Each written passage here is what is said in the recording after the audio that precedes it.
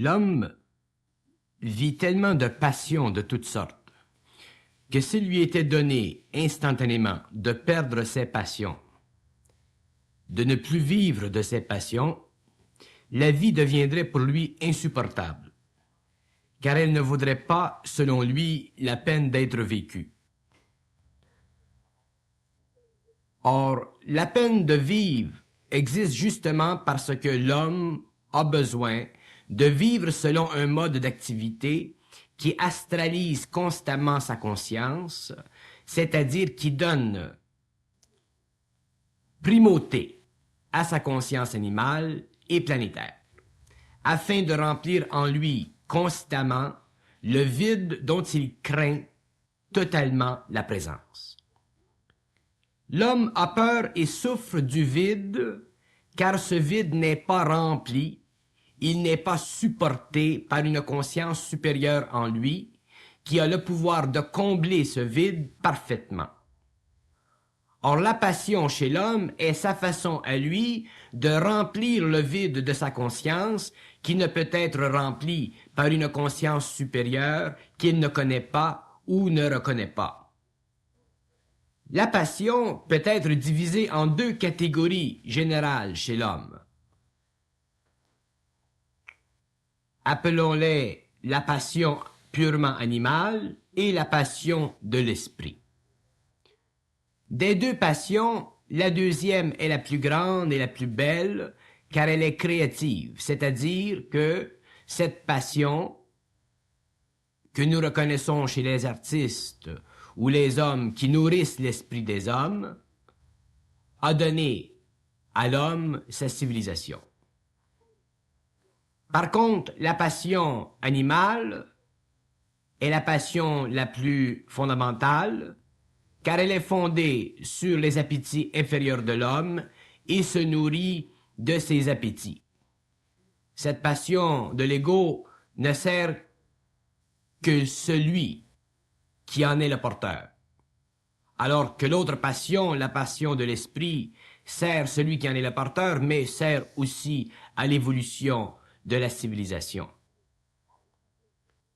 Or, la passion de l'ego est la passion primitive de l'homme. Il instruit dans le plaisir de la vie, alors que la passion de l'esprit instruit l'homme dans le plaisir de l'esprit.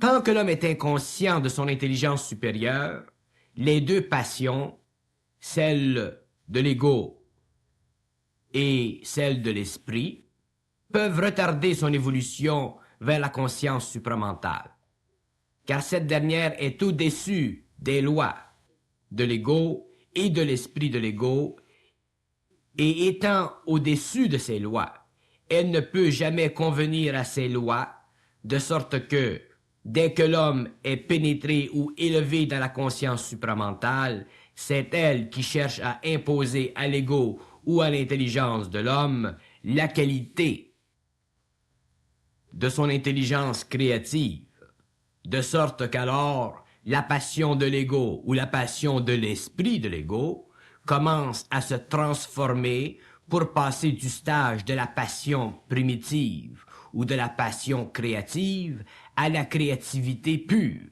c'est-à-dire à cette conscience intelligente dont la puissance est inestimable et sans fin. Bien que les deux passions chez l'homme conviennent à son tempérament humain, elles ne peuvent soulager parfaitement l'homme dans sa vie matérielle, dans sa condition humaine, car elles sont limitées par sa conscience personnelle, et c'est justement cette conscience personnelle qui crée chez l'homme la limite de sa vie consciente, et qui en retour lui fait vivre un vide qu'il essaie de remplir avec sa passion inférieure ou sa passion créative. La passion de l'homme est une condition psychoculturelle de son intelligence réelle. C'est-à-dire que l'énergie de la conscience cosmique en lui est diluée, diminuée par cette condition, et tant que l'homme ne réalise pas qu'il y a en lui un niveau supérieur et actif d'intelligence créative, libre de ces deux formes de passion, il ne vit que d'elle et s'imagine à tort, mais avec raison, que la vie, c'est ça. Le phénomène de la passion chez l'homme peut être tellement captivant pour lui qu'il aura l'impression, sa vie durant, d'avoir vécu, alors qu'il n'a fait que vibrer émotivement ou intellectuellement, alors qu'il aurait pu vibrer cosmiquement, c'est-à-dire parfaitement, et ne jamais souffrir de lui-même dans le cadre de ces deux formes de passion égocentriques. Le phénomène le plus étrange qui se rattache à la passion, soit de l'ego ou de l'esprit de l'homme, c'est que ce dernier cherche à se découvrir dans ses passions.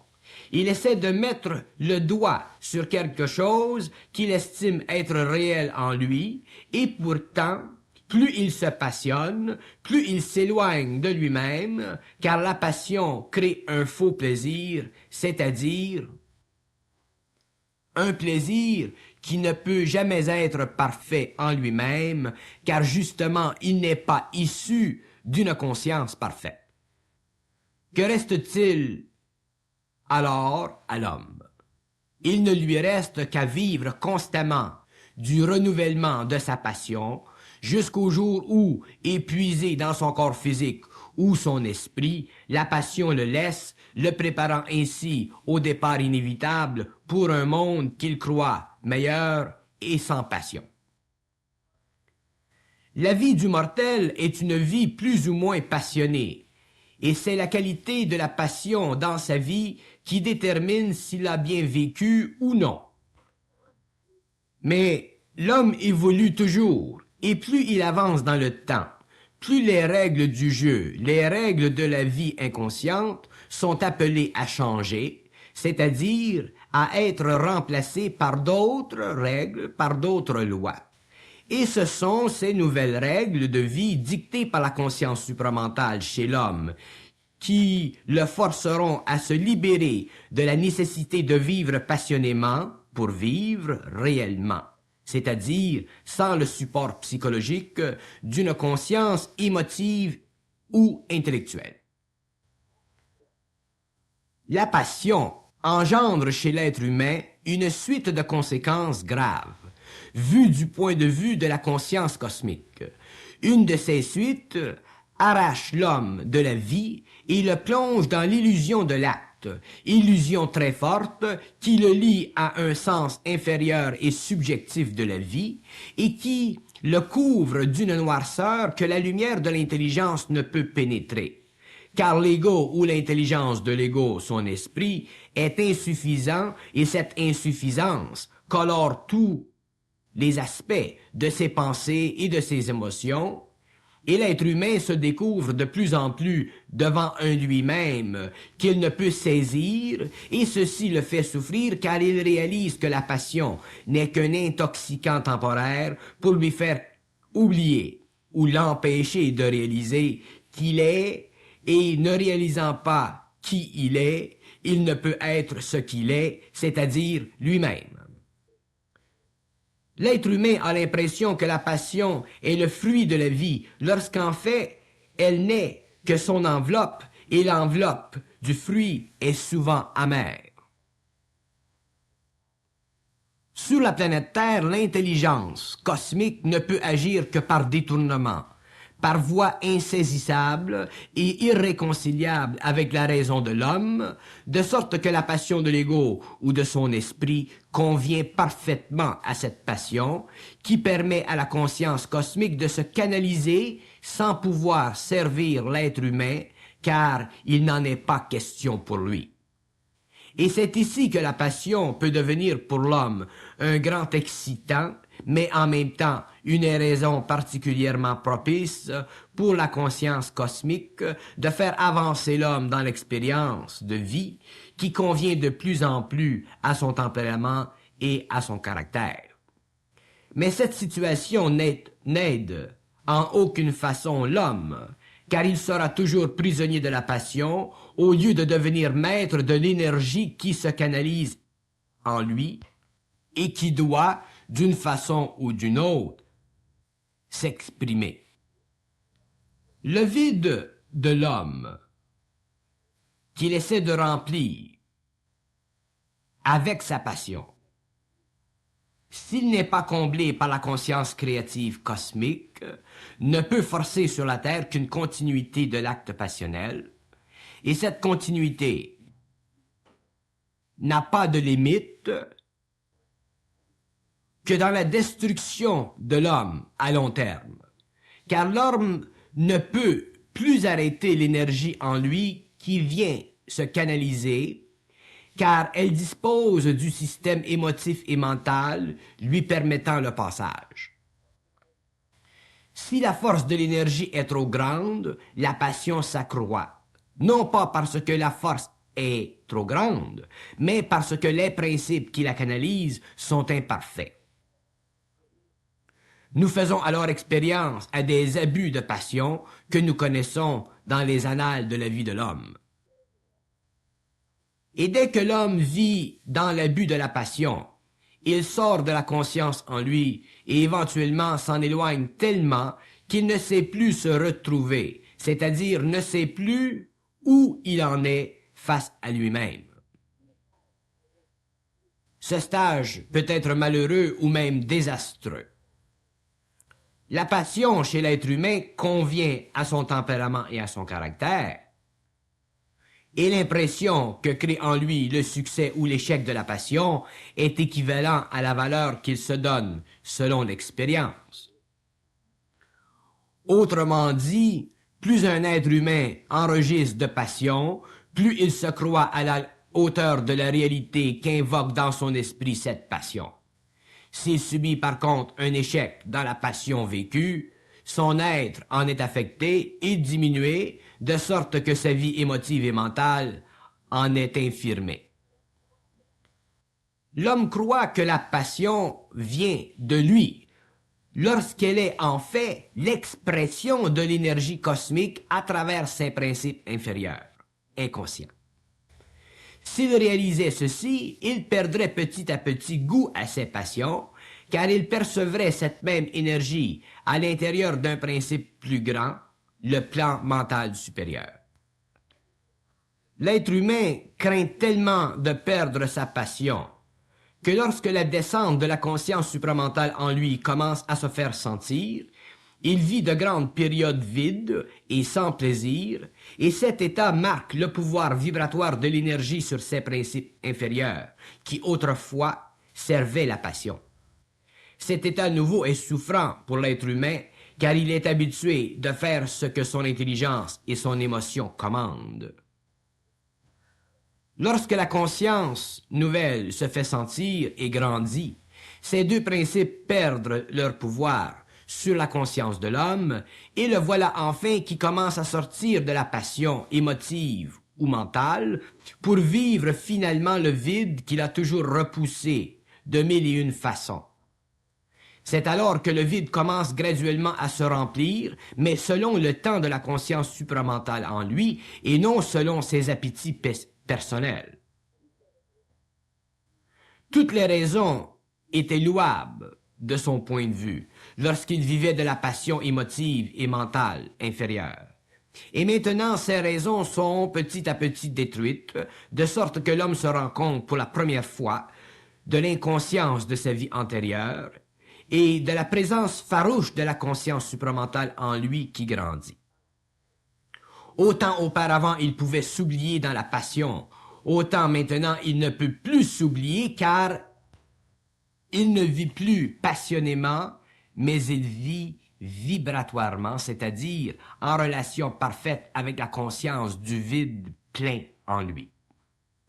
Et c'est dans le vide qui lui est imposé que l'ego, émotivement ou mentalement, perd de sa signifiance. Et cette perte de signifiance lui fait réaliser que toute signifiance est dans la conscience en lui et non dans le rebondissement sans cesse d'une passion qui bloque cette présence, cette énergie.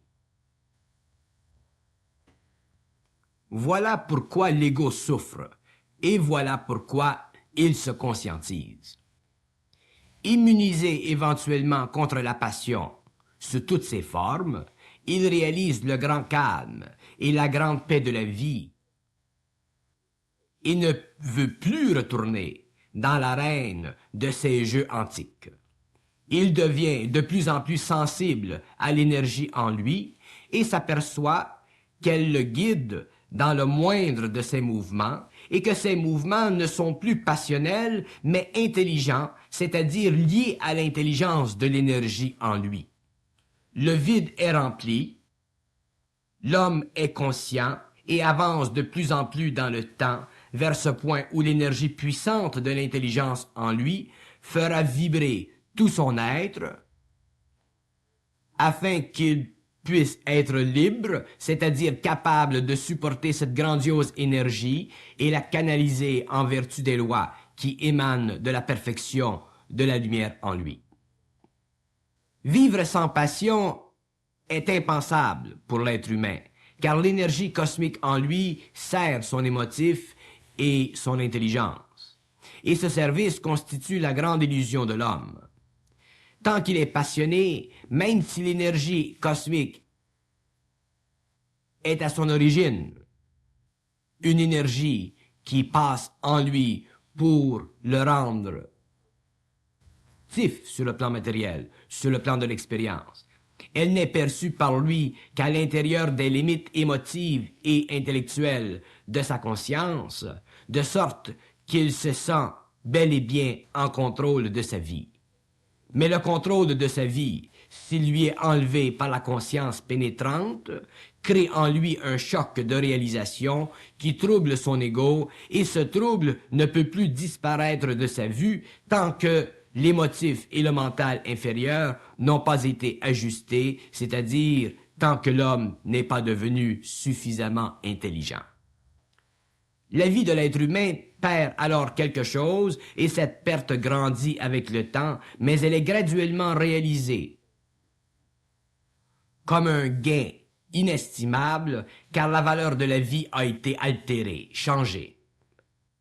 La passion de l'artiste pour sa toile a laissé place à un mouvement d'énergie qui dirige sa main, il lui révèle une autre facette de son art.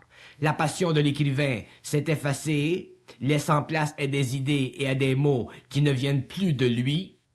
La passion inférieure de l'homme et de la femme s'est retirée pour laisser place à une énergie qui engendre le plaisir, sans que l'ego puisse se le donner, etc., etc.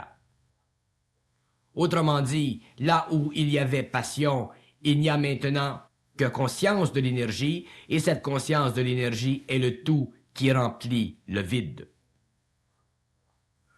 Pour vivre sans passion, il faut pouvoir vivre sans le support émotif et intellectuel de l'ego. Ceci implique chez l'être humain une vie qu'il ne connaît pas et qu'il ne peut s'imaginer car cette vie est sans faille. Elle est parfaite et sa perfection provient du contrôle total de la conscience supérieure sur les principes inférieurs de l'homme. Autrement dit, elle est parfaite, c'est une canalisation parfaite de cette énergie dite cosmique dans l'homme. Tant que l'homme opposera de l'émotion ou de la raison à cette énergie, il ne pourra vivre une vie parfaite, c'est-à-dire une vie vécue selon les lois de l'énergie en lui. La conscience cosmique de l'homme est cette expérience de vie qu'il connaît lorsqu'il a conscientisé l'énergie qui passe en lui dans ses centres. Tant qu'il n'a pas pris conscience de cette énergie, son passage par l'émotion ou l'intellect crée ce que nous appelons la passion, c'est-à-dire une qualité de vie imparfaitement vécue, car elle n'est pas dominée par l'intelligence de cette énergie, mais simplement réactive à cette énergie. Tant que les principes inférieurs régissent l'énergie dans l'homme, ce dernier ne peut parler de liberté, car c'est l'énergie imparfaitement conscientisée qui le fait vibrer et lui donne l'impression d'un libre arbitre. Lorsque l'homme conscientisé ou lorsque l'homme conscientise cette énergie, il partage son intelligence, il vit de son intelligence et de sa perfection et participe intelligemment à son passage dans les centres inférieurs. C'est pourquoi la passion en tant que telle n'existe plus. Ceci ne veut pas dire que l'homme vit une vie vide d'intérêt, mais que sa vie voit plus loin qu'elle voyait auparavant, car maintenant elle a été élevée à un plan supérieur, c'est-à-dire le supramental. Douée d'un plan de vie supérieur, la conscience de l'homme est par le fait même plus grande, plus harmonieuse, pleine, c'est-à-dire sans illusion, et sans passion. La vie, c'est le passage de l'énergie cosmique dans l'homme. Et tant que l'homme n'a pas conscientisé au niveau de son intelligence cette énergie, comment peut-il profiter de sa vie puisqu'il l'a subie par le fait même? La passion, pour lui, n'est qu'un aspect des multiples aspects de cette énergie cherchant à se manifester selon son tempérament et son caractère. Mais l'homme, lui, la subit, ne la vit pas. Lorsqu'il cesse de vivre passionnément, il commence petit à petit à vivre selon la vibration de l'énergie, et ceci détermine l'activité mentale ou émotive, ou même physique, qui doit servir dans l'instant. L'ego est alors désengagé de l'émotivité, de l'émotion, de la mentalité, de la pensée créative en lui. C'est alors seulement que l'on peut dire que l'émotion et le mental de l'homme est parfait, car le supramental en lui, le vibratoire en lui, domine l'émotion et l'intellect, ne permettant plus de réflexion dans l'ego, c'est-à-dire de passion. Ce dernier se sent libre, comme l'enfant qui n'est pas encore prisonnier de ses passions, de son émotion et de son intellect. C'est la réflexion de l'ego qui lui fait mal vivre l'énergie passant dans son émotif et son mental ou son physique. Et cette réflexion devient de plus en plus présente avec l'âge, de sorte que l'ego se voit obligé de la vivre constamment, d'une certaine façon. La passion apparaît car c'est elle qui donne à l'ego l'impression qu'il vit vraiment lorsqu'en fait il canalise imparfaitement l'énergie cosmique en lui. Parler de l'énergie cosmique dans l'homme, c'est une chose, mais la vivre vibratoirement en est une autre. Tant que l'homme ne vit de l'énergie qu'au niveau spirituel, mental, émotif, cette énergie s'accumule dans ses centres et ne lui sert pas car elle manque de volonté, c'est-à-dire qu'elle manque d'intelligence. Pour que l'énergie cosmique serve l'homme, il faut qu'elle soit volonté et intelligence. Et ceci requiert que l'homme puisse vivre sans passion aucune, c'est-à-dire sans support émotif ou intellectuel. Seule l'initiation solaire peut produire dans l'homme cette condition optimale pour l'organisation supramentale des forces en lui, qui ont toujours servi sa ou ses passions matérielles ou spirituelles. Il faut comprendre que la spiritualité est aussi une passion, une grande et belle passion. Mais cette passion aussi est régie par les lois planétaires de la nature inférieure de l'homme. Vivre sans passion veut dire vivre sans vouloir ou chercher quoi que ce soit. Simplement vivre le moment instantané où l'énergie passe par les centres et se manifeste. Vivre réellement exclut toute réflexion émotive ou mentale, c'est-à-dire toute passion, quelle qu'elle soit. Sinon, la vie n'est pas parfaite car c'est l'homme qui cherche à la dominer, à la colorer, au lieu qu'elle soit libre et sans réflexion dans l'ego. La passion spirituelle est la grande passion avant la destruction de toutes les passions. C'est la passion des êtres sensibles, c'est la passion des êtres évolués, c'est la passion des êtres qui cherchent la réponse à la vie, c'est la passion de toutes les passions, c'est la passion qui doit être dépassée en dernier lieu et qui mène l'homme devant le voile de son intelligence réelle, la conscience cosmique. Devant ce voile, devant la lumière derrière ce voile, la passion spirituelle est grande et lorsque le voile se déchire, elle meurt avec un grand cri d'effroi car elle ne peut plus sauver l'homme ou son esprit ou son âme tel qu'il l'avait cru. Elle n'avait servi qu'à le faire s'approcher de l'inévitable, c'est-à-dire de la conscience cosmique en lui. L'intelligence de l'énergie cosmique se sert de toutes les passions possibles de l'homme pour le rapprocher d'elle-même. Même si des siècles sont nécessaires, des siècles passeront, mais un jour le voile de son intelligence doit se déchirer devant les yeux du passionné pour lui créer le choc de sa vie, le choc qui tue sa passion et qui l'élève au-dessus des plaisirs de l'homme, vertueux ou non, de la cinquième race. La vie inconsciente sans passion ne vaut pas la peine d'être vécue, car elle ne comporte pas d'ouverture pour le passage de la grande énergie dans l'homme. Mais la vie continue son ascension, et un jour la passion n'est plus suffisante, car toutes les ouvertures, c'est-à-dire toutes les expériences nécessaires à cet homme, ont été vécues. L'homme doit vivre de quelque chose de neuf, d'autre, de réel. Et ce jour est arrivé sur le globe, et les hommes verront que les plus grandes passions ne peuvent plus répondre à leurs conditions intérieures. La condition intérieure de l'homme est sous le contrôle vibratoire de l'énergie.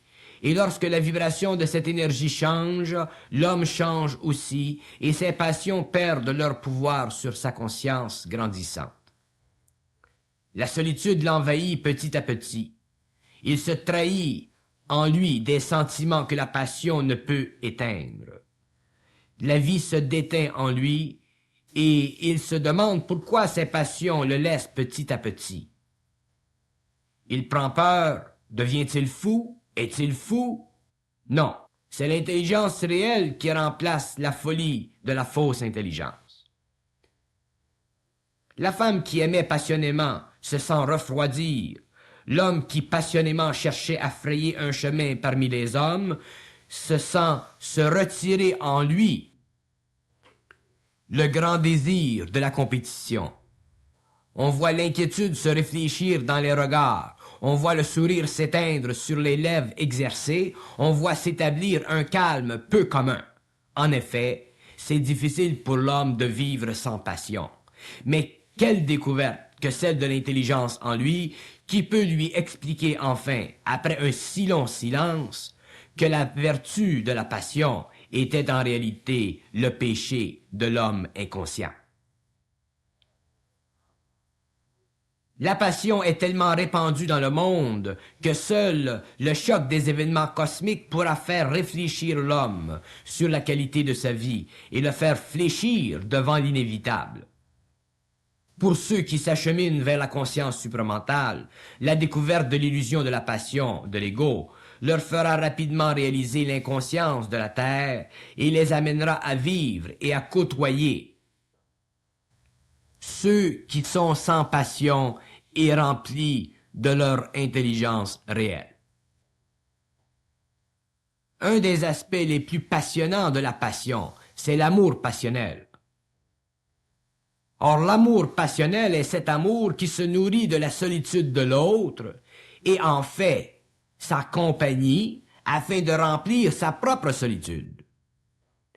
Quel être imaginatif est l'homme et pourtant quel être souffre tant à cause de ses croyances ou de ses convictions. C'est dans l'amour que l'être humain verse le plus d'énergie afin de maintenir vivante la flamme de la passion, si souvent et si longuement chantée par les poètes. Et s'il y a des hommes sur la terre passionnés et souffrant de leur passion, ce sont les poètes. Mais comme ils représentent les muses, ou plutôt le museau des muses, les hommes y croient et la passion devient la plume de tous ceux qui veulent ou cherchent à vivre pleinement. Que ne ferait l'homme pour être passionné de quelque chose? Et pourtant, la souffrance le guette, car au bout de toute passion se montre le visage éternel de la déception. Et la déception réfléchit l'absence d'intelligence réelle chez l'homme. Mais convaincre l'homme, ce n'est pas facile, car il est passionnément convaincu. Et le cirque continue jusqu'à ce que la vibration de l'énergie augmente en lui et lui fasse découvrir que la vie réelle commence lorsque la passion s'éteint. Certains diront que la passion de l'esprit a élevé l'homme au-dessus de l'animal et lui a donné la civilisation. Oui. Et il faudra ajouter à ce grand éloge de la passion de l'esprit que viendra le jour où la conscience universelle détruira la passion de l'esprit pour élever l'homme au-dessus de lui-même, et ce sera la naissance du surhomme, cet être qui ne vivra que de l'intelligence supérieure en lui, qui rendra son esprit parfait pour créer une civilisation supérieure à celle que connaît aujourd'hui l'humanité passionnée. L'être humain qui avance en âge réalise que sa passion de jeunesse, qu'elle fût du domaine de l'esprit ou du domaine simplement de l'ego, ne pulse plus en lui, et il se retourne avec amertume vers son passé, afin de vivre du souvenir de ses passions de jeunesse. Et ce souvenir traduit sur le visage du vieil homme la tristesse de ne plus pouvoir être passionné, car pour l'homme, être passionné signifie avoir quelque chose à vivre ou avoir vécu quelque chose. Et cette tristesse fait partie de la tristesse de la fausse vie qui tire à sa fin. Lorsque le surhomme naîtra sur la terre, il ne connaîtra pas cette tristesse, car sa vie sera réelle, et toutes les conséquences d'une telle vie se fondront en lui et lui apporteront la joie de savoir que la passion était la mesure de l'homme ancien, et la conscience celle de l'homme nouveau. Tant que la passion demeurera la mesure d'une vie, elle devra s'éteindre, car la passion de l'homme ne peut le mener au-delà des portes de la mort. C'est pourquoi la conscience cosmique de l'homme lui enlève tout ce qui prélève de son inconscience, fût-ce une passion aussi éclatante que celle de l'esprit qui donne naissance à la culture et aux grands exploits civilisateurs de l'homme. L'homme est un être de lumière, et cet être doit être relâché, rendu libre, afin que l'homme-lumière puisse construire là où la passion n'a jamais mis le pied. Et c'est pourquoi il doit être expliqué à l'homme que les domaines choyés de l'expérience de l'homme ancien sont étrangers à l'homme nouveau, car la lumière éclate dans sa vie et noie les ombres d'une conscience inférieure où l'émotion et l'intellect s'acharnent avec passion, lorsqu'en réalité la facilité de la vie réelle préclut un tel acharnement à découvrir ou à sentir une fausse réalité. L'homme est passionné car il doit tous les jours combattre, et ce combat le force à se manifester contre la grande inconnue, la vie. C'est pourquoi la passion existe sur terre. Mais lorsque la vie sera comprise et qu'elle aura été démasquée par l'intelligence dans l'homme, la passion ne sera plus nécessaire pour noyer la grande solitude de l'être humain. La passion est une sorte d'avidité, de soif insatiable. Elle se décuple selon la nature de l'homme et peut le mener à sa perte si elle est trop grande. Tant que l'homme vit de passion, il aboie pour qu'on lui ouvre la porte, et pourtant elle est ouverte, toute grande cette porte, mais nul ne peut entrer en aboyant. On y entre en silence. La passion est un aboiement et le son réfléchit contre l'ouverture de la porte et en détruit le silence. L'entrée est interdite aux fauves de la vie. Les anciens ont essayé d'expliquer à l'homme la nécessité de vivre au-delà de l'expérience humaine de tous les jours pour comprendre le vrai sens de la vie. Ceci a eu pour effet de créer la passion religieuse, spirituelle et mystique. Or, à la fin du cycle, le feu doit descendre et allumer dans l'homme une flamme qu'il ne pourra plus éteindre, car cette flamme sera l'intelligence universelle. Et cette flamme, de par sa puissance, détruira tout ce que l'homme, par le passé, avait convenu de vivre dans le simple but de vivre à sa faim, dans le cas de la passion de l'ego, ou à sa soif, dans le cas de la passion de l'esprit imparfait de l'ego. Bien que la passion ait donné un caractère particulier à l'homme, elle lui a enlevé le pouvoir d'être seul avec l'intelligence. Et cette perte a occasionné chez l'homme la déchéance et la servitude que crée en tout être la passion, même si de grandes œuvres ont émané de lui. Car l'homme est lumière et doit retourner à cette lumière, mais pas avant d'avoir été poussière et d'en avoir réalisé la limite profonde qui fait de certains des êtres inférieurs en esprit et d'autres des êtres supérieurs en esprit. La compréhension des lois de l'intelligence peut neutraliser chez l'homme la passion, car l'intelligence supérieure augmente la valeur de la vie et institue sur le plan de l'expérience une nouvelle dimension de la vie. Et cette nouvelle dimension n'est plus régie planétairement, car elle est cosmique. La passion est nécessaire à l'homme inconscient, car elle détermine la valeur de sa vie, c'est-à-dire la vie qu'il connaît en dehors de sa conscience totale, de sorte que toute pénétration en lui d'une intelligence supramentale constitue ou implique sur sa psychologie égocentrique un choc de réalisation qui réorganise son mental et son émotif et qui le prédispose à un changement profond dans ses habitudes de vie. La passion en elle-même ne constitue qu'un palier de l'expérience humaine, palier auquel l'être humain est riveté à cause de son attachement émotif à la forme qui donne à son existence sa valeur. Mais la forme change lorsque l'intelligence humaine est greffée à l'intelligence cosmique et ce changement correspond à sa nouvelle prise de conscience. Tant que l'être humain se passionne pour quelque chose, il vit de ce qu'il désire, mais ce désir ne coïncide pas nécessairement avec un plan optimal de vie qu'il découvre lorsqu'il est en voie de croissance vers la conscience supérieure en lui.